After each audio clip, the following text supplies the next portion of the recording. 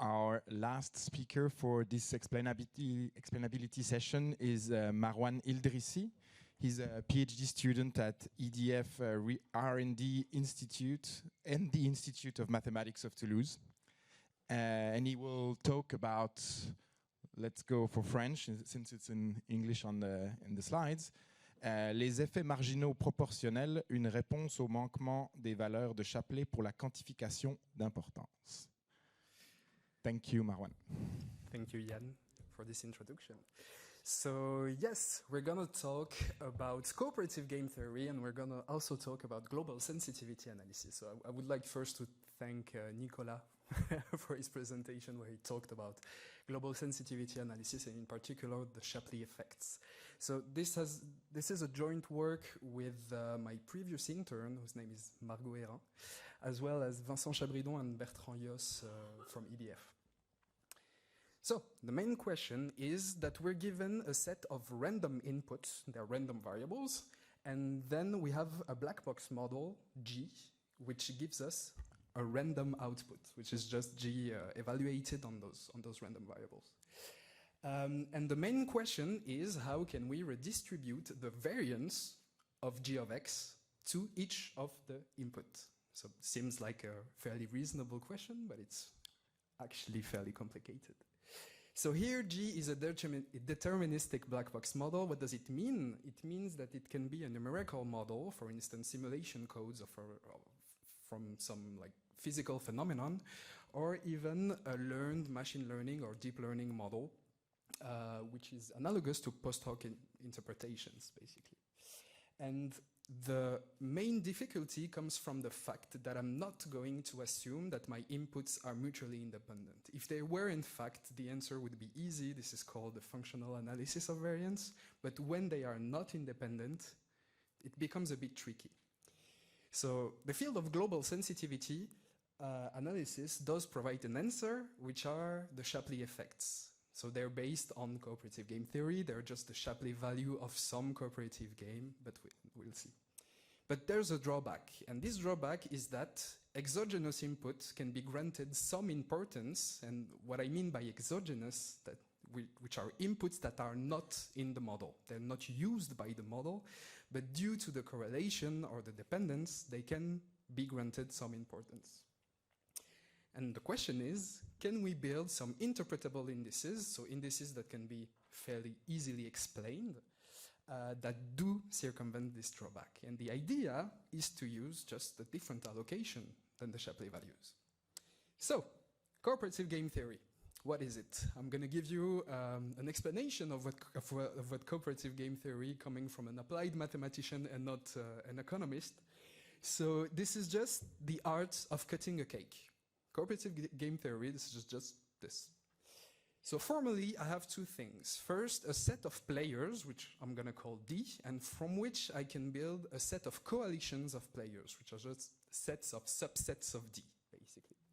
And then I have a value function, which grants the value produced by a coalition. And DV, this couple, just defines a cooperative game. And the main question is, how can we redistribute V of D? So V of D is going to be the cake, which is the value produced by every player, among each of the players individually. And the answer is by using an allocation. So the allocation is just a description of the cake cutting process. We can understand it as we take the players, we have the values for every coalition, and then we aggregate those values in order to have an allocation. So what we want in our specific task for decomposing the variance of our output is we want to allocate the whole cake and nothing but the cake. And this is ensured by two criteria. The first one is called efficiency, which means that the sum of the allocations must be equal to the cake, to V of D. And then non-negativity, which means that each share of cake in the allocation must be positive. Okay, this is fairly important in our case. It allows for interpretable allocations down the road. So now we're going to take an interest in a particular class of allocations, which are called random order allocations, or it's also called the Weber set. It's fairly old and it's from the 80s. And why do we take an interest in them? It's because they're always efficient, okay? So always the whole cake. And what's the? Yeah. So each allocation, for example, for a player I, its allocation is going to be a sum over every permutation of D, okay, which are going to be weighted by some probability mass function, P of pi, okay, of this quantity. And this quantity, this is just the value of the coalition up to the player I in a specific permutation, minus the value of the coalition before I in the permutation. And this is going to make much more sense afterwards. So what does it mean? Why is it interesting? It's because a choice of P gives us an allocation. So for two different choices of P, I'm going to have two different allocations. So now, we can understand this mechanic, this dynamic, with this graph.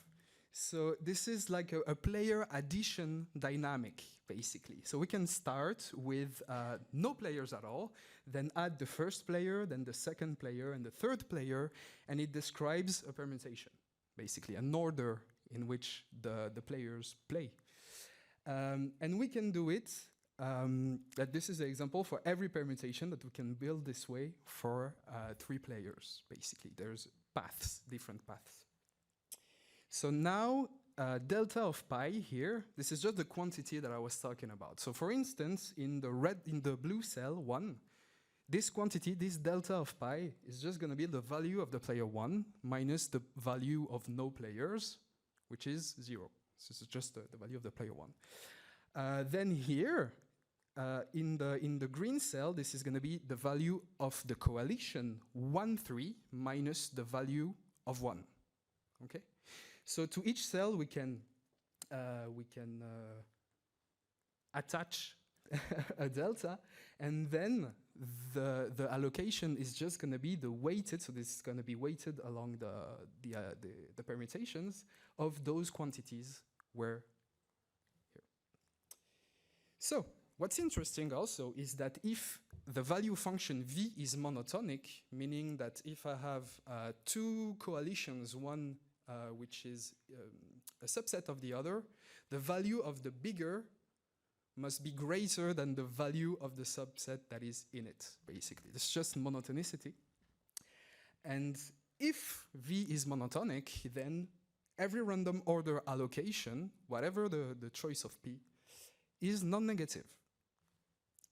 So now, what are the Shapley values? They are indeed a random order allocation with the particular choice of 1 over d factorial as the probability mass function. So from the word of Lord Shapley himself, he said that it can be interpreted as an a priori assessment on the situation based either on ignorance or disregard of the social organization of the players. So basically, this is just a uniform prior on the dynamic, on the permutation. And it leads to an egalitarian allocation principle, essentially. So now, the analogy, let's come back to what we want to do, which is the cake is the variance of the output. So Owen in 2014, he did an analogy between cooperative games and the inputs of a black box model. And he proposed to study this game in particular, whether the value function are the total Sobol indices. You can understand them as this is like the explained variance of the inputs that are not in A, basically. This is a proxy for it. And the Shapley effects are none other than the Shapley values of this particular game. And S of t, the total Sobol indices, are indeed monotonic, and S of d, the cake, is equal to 1. This is because I'm taking the fraction with the variance. The Shapley effects are efficient and non-negative, and they can be easily interpreted as shares, percentages of the output variance allocated to each input. And hence, they are a suitable solution for importance quantification when the inputs are dependent, something that was really hard to do before. However, they cannot detect exogenous inputs. So we'll see with a fairly easy example. So here my model is really simple. This is x1 plus x2, but I have three inputs, x1, x2, and x3. And x3, they are a Gaussian vector. And x1 is correlated with the x3, basically. And we can see that the Shapley effects of x3 is equal to rho squared over 4. So in this case, because this is Gaussian, we can compute them analytically, and which can be positive as long as the inputs are not mutually independent, which may be a problem if the underlying goal is to be able to identify exogenous inputs. So now the question is it possible to find a probability mass function P such that we do detect exogenous inputs? And the answer is yes. We can use the proportional values. They're another choice of probability mass function, and they can be interpreted as each player gains in equal proportion to which could be obtained by each alone. It's fairly complicated. And they are based on a proportional allocation principle for positive games. So here it's proportional rather than egalitarian, basically. But it's defined for positive games, which means that the value function can never be equal to 0, whatever the correlation is. And the choice of the probability mass function is just this choice. This is like, it looks a lot like a softmax function, basically. So what did we do? We extended the proportional value to games which can take non-negative value functions. This is what we did in a preprint. And then the proportional marginal effects are just the extended proportional values of the same game that was of interest. So with the total Sobol indices. And we have a fairly nice proposition which said that if E is a subset of inputs, basically, if XE is the largest set of exogenous inputs, then the inputs in E gets granted a PME, a proportional marginal effect, equal to 0, and the ones that are not in E gets granted a strictly positive importance, basically. And on top of that, they are efficient and non-negative, so they can be interpreted as shares of the output variance. So it's fairly nice if we want to explain our findings, basically. So now the estimation, thanks again to Nicolas, this is really hard to not that hard, but really expensive to compute. So it means that if we want to compute the PME or the Shapley effects, it means that we have to compute the total Sobol indices for every possible coalition. And it can be achieved in two ways. The first one is using a Monte Carlo sampling, but it requires the ability to evaluate from the model, but also, and this is like the hardest part, from the joint distribution of the input, from the marginal distribution of the inputs, but also from the conditional distributions of the inputs for every coalition possible. So this is like if the inputs are not a Gaussian vector, this is basically really, really complicated. But we can do it in another way, which is given data. We call it given data, where you only have access to an IID input-output sample. And in this case, we can estimate the total Sobol indices using a nearest neighbor procedures. For the first one, it requires d factorials times d minus 1, so like a number proportional to d factorial times d minus 1 model evaluation. So in cases of numerical models that can take up to a month to have one observation, we can't use it. So these methods are time consuming, they do not scale with the number of inputs. But the nice thing is that if you commit to compute, for example, the Shapley effects, you can recycle those estimates to compute the proportional marginal effect. So it's kind of free in this sense. So now, let's take some example. The first one of which is to illustrate the ability to find exogenous inputs. So here I have this is a fairly standard benchmark model in the field of global sensitivity analysis, which is called the Ishigami model. And in this case, so just like that, this is signs and a variable to the power 4 with some interaction here. And in this case, x4 is going to be my exogenous input, which is going to be correlated with x1. And x1 does interact with x3. Okay? And we estimated the Shapley effects and proportional marginal values using a Monte Carlo sampling scheme. So here, in red, what you have are the proportional marginal effects, and in black are the Shapley values. And the first thing we can see is that, so these are plotted with respect to the correlation, okay, between -1 and 1. So here, we can see that whatever the correlation between x1 and x4 is, the proportional marginal values always grants 0 importance to x4. Which is nice. This is what we wanted. And then we can see another behavior. It's that for really high values of correlation, the importance between those 3 indices, which are linked, so x1 is linked to x3 by interaction, basically, and x1 and x4 by correlation, their importance tend to be equalized. Okay, and this is, whereas for the proportional marginal values, they kind of stay constant, whatever rho is. So now, a second example where I'm going to use those indices for feature selection. So this is a more realistic use case where we're interested in an optical filter, and this optical filter is composed of 13 different layers. So I'm not an optics expert, so I'll try to be understandable. But we're interested in the transmittance performance of this optical filter. So basically, what does it do? So you have your filter, you put light through it, the light scatters inside the filter, then regroups, and then comes out of the filter.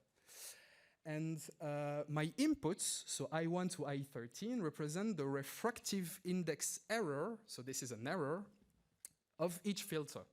So there's an error due to manufacturing processes, for instance.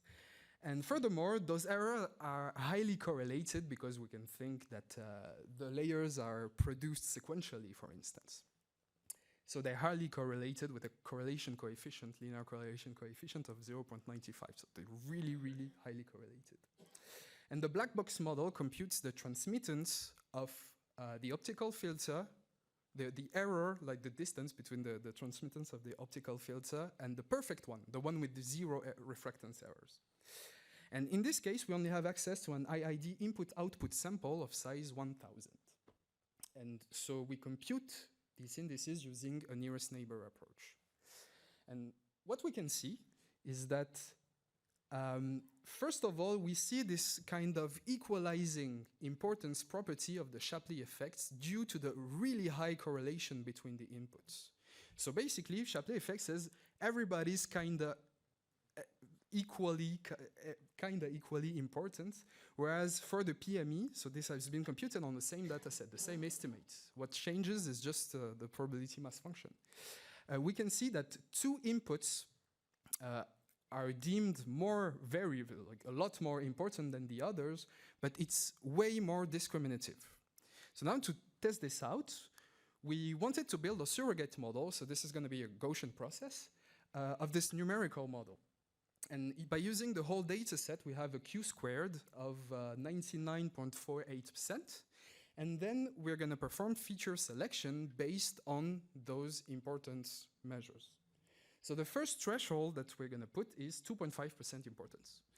And no features are removed by using the Shapley values with 2.5% importance, whereas for the PME, 2 inputs are removed. But we keep a really nice Q². So Q², this is just R², but computed on a leave one out scheme. Okay? And then we can put a second threshold of 5% importance, and for the Shapley effects, so no features are removed, but for the PME, we remove 7 inputs. So this is more than half of the original inputs, and we keep a really high Q² of almost 99%. Basically. So it gives us some sort of interpretable justification to perform feature selection instead of relying on some other black box model, for instance. Yeah, so in conclusion, cooperative game theory, this is a really resourceful field in order to build interpretable importance indices. And random order allocation are especially interesting because it reduces the choice of an allocation to just a choice of a probability mass function over permutations. So discrete probability. The Shapley effects, they are subject to correlation distortion. So this is the equalizing effect, and what we called the Shapley's joke, which is the fact that exogenous inputs can be granted some importance. And the proportional marginal effects, they're exogenous. They allow for exogenous input detection and a much more discriminative power, and the estimation is costly, but both indices can be estimated at once. And the thing is that both indices can be used to have let's say a better or more complete depiction of the underlying behavior of the black box model, because you know that if an input is correlated, you would be able to know if it's exogenous, for instance, whereas just for the Shapley values, you wouldn't know. So software-wise, you can use, if you're interested in those methods, you can use the R package sensitivity, and if you want to go a bit beyond what I just presented, we have a preprint which is available on HAL Archive and ResearchGate, which goes a bit more further than that. Thank you for your attention. If you have any questions.